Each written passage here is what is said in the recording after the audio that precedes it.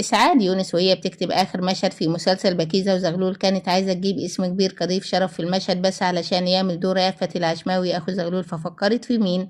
أول حد كلمته إسعاد ما كانش سمير غانم اللي عمل الدور، لأ كان الفنان عادل إمام، وهو على حسب ما إسعاد حكت إنه قال لها مش هقدر علشان عندي تصوير، وتقريبا يعني كان بيخلع بشياكة، فكلمت بعدها سمير غانم ووافق يعمل المشهد. لكن الموضوع مخلصش هنا. المسلسل اتعرض في لبنان الأول وبعدها بفترة اتعرض في مصر، ولما اتذاع حقق نجاح كبير والناس كانت بتستناه كل يوم. ولما عادل إمام شافه وعرف رد فعل الناس عليه راح لإسعاد يونس وقال لها أنا عايز أطلع في المشهد اللي قلتيلي عليه، لأنه كان فاكرهم لسه بيصوروا، رغم إن إسعاد وقتها كان ممكن تطلب تصوير المشهد تاني بعادل إمام، لكنها اعتذرت له وقالت له للأسف إنها صورته. وفعلا المشهد كان جامد جدا رغم إنه ما كملش 30 ثانية. نجاح المسلسل خلى شركة صوت الفن تعمل منه نسخة للسينما بعدها بسنة، وتعمل منه جزء تاني في التسعينيات، وكانت هتبقى حركة حلوة لو جابوا فيه عادل إمام ضيف شرف، بس تقريبا ما فكروش يعملوا كده أحسن يرفض تاني.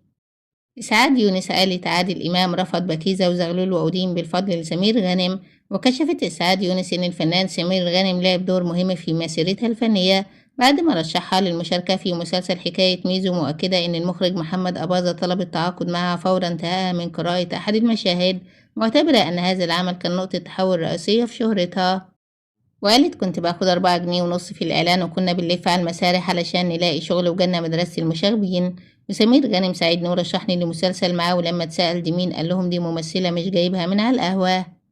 وقالت إسعاد يونس كلمت عادل إمام علشان يشارك في مسلسل بكيزة وزغلول فقال لي أنا مش فاضي ورفض، وبعد ما المسلسل نجح جالي البيت وقال لي أنا عايز أعمل الشخصية اللي قلت عليها، فقلت له سمير غانم قدمها. ووضحت إن الشخصية التي كان يرغب الزعيم في تجسيدها قد قدمها الفنان الراحل سمير غانم، وحققت نجاحا كبيرا خلال أحداث المسلسل الذي يبقى واحدا من أبرز الأعمال الكوميدية في تاريخ الدراما المصرية.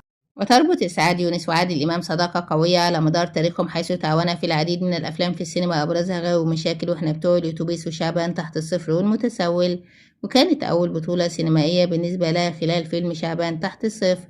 وقالت النجمة إسعاد يونس عن مشاركتها في فيلم شعبان تحت الصفر في لقاء سابق: عادل إمام حاجة فظيعة واشتغلت معاه غاوي مشاكل، وقلت له عايزة أعمل بطولة معاك فقال لي طيب، وفات وقت وعملنا فيلم شعبان تحت الصفر وكنت البطلة، قال لي أنا عندي كلمتي وأديكي بتعملوا البطولة معايا، وقلت له عمري ما هنسى، وإلى اللقاء، لا تنسوا الاشتراك والشير والإعجاب.